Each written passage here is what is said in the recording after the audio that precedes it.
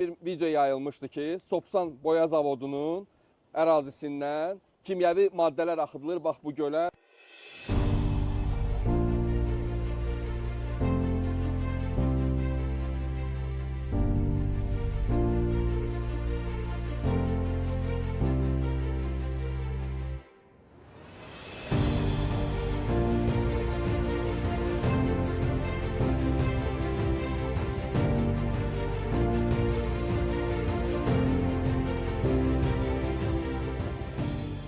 Burada çox dəhşətli bir üfunət bir iyi var, dərman iyi var. Suda rəngində dəyişiklik olur.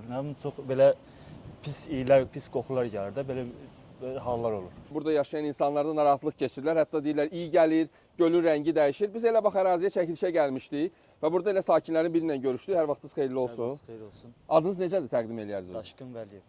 Çoxdan yaşayırsınız burada? Bəli, 2011-ci ildə. Burada problem nədədir? Mən video gördüm, görüntüdə ki, maddə axıdırlar. Problem odur ki, ayda bir, 2 dəfə, 3 dəfə belə müşahidə eləmək olur. Yəni suda rəngində dəyişiklik olur.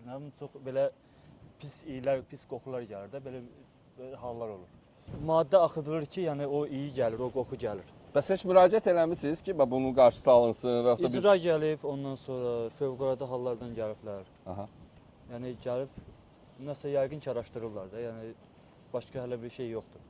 O kəskin iyi olur deyirsiniz Bəli, də. bəli, kəskin iylər olur. Evə qədər narahatlıq keçirirsiniz. Nəinki evə qədər, yəni yola qədər də o hiss olunur. Hazırda aşağı Güzdək qəsəbəsində mən Sopsan zavodunun arxa tərəfindəyəm.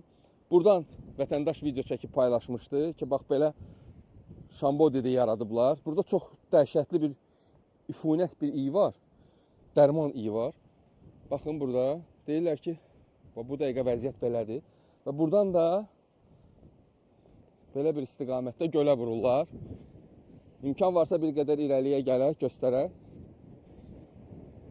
Həmən ərazidəyik. Buranı göstərə bilərəm sizə. Bu cür dedilər ki, su yönəldilir, gölə vurulur, pompalanır, vurulur bura. Digər bir görürsünüz, bir dənə də şlaq burada çəkiblər. İstiqamət vermək üçün, gölə vurulması üçündür. Yəqin ki, bu onun üçündür. Zamanla dərman lazım olanda belə deyilir. Yəni iddia belədir. Və mən ümid eləyirəm ki, Sopsan boya zavodu bu məsələyə aydınlıq gətirəcək. Biz bir qədər öncə vətəndaşla müsahibə alanda qarşı tərəfdəydik. Oradan o tərəfdə olan insanlar narazılıq bildirirdilər. Və eynən də bax bu arxada çəkə bilərsiniz evləri.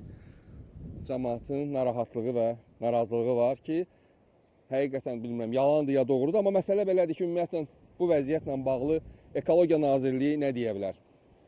Ekoloji təhlükə varmı?